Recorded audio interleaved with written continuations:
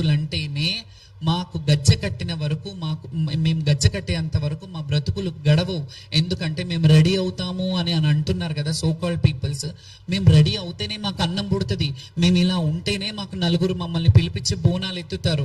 మా అన్నం ఇది, మా అందమే మా అన్నం. అందుకే మేము దాని గురించి అలంకారంగా తయారవుతాం. మీరు ఎలా మాట్లాడతారు? మీకు కొంచెమైనా మానవత్వం ఉందా? ఒక మనిషిని, ఒక శివశక్తిని, ఇంత సీనియర్ మోస్ట్ శివశక్తిని అట్లా మాట్లాడడానికి మీ మాటలు నన్నేం కుంగజెయ్యవు.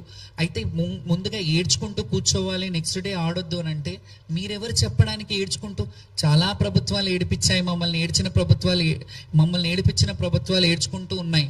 కానీ అట్లా మేము ఎప్పుడు కూడా ప్రభుత్వం వ్యక్తులను ఎప్పుడు విమర్శించలేదు.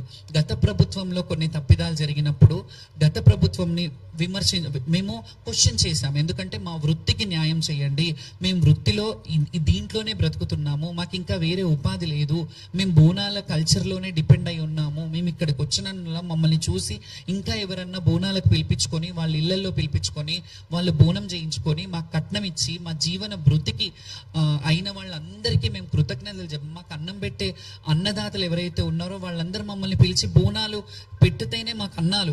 మేము చేసుకునే వేరే ఇది ఏమీ ఉండదు.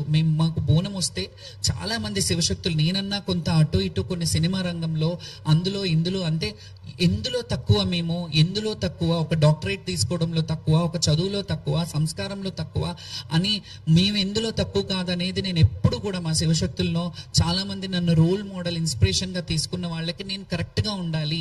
నేను ప్రపంచంలో మనం కొన్ని విషయాలు చేస్తాము, కొన్ని జాబ్ సాటిస్ఫాక్షన్ అంటారు, అలా సినిమా రంగంలో కూడా కొన్ని సినిమాలు చేశాను నేను. దాన్ని కూడా మీరు అలా చేయొద్దు ఇలా చేయొద్దు అని అంటే, మేము బతకడానికి కష్టపడుతున్నాం, బ్రతుకు తెరువు కోసం మేము కష్టపడుతున్నాం.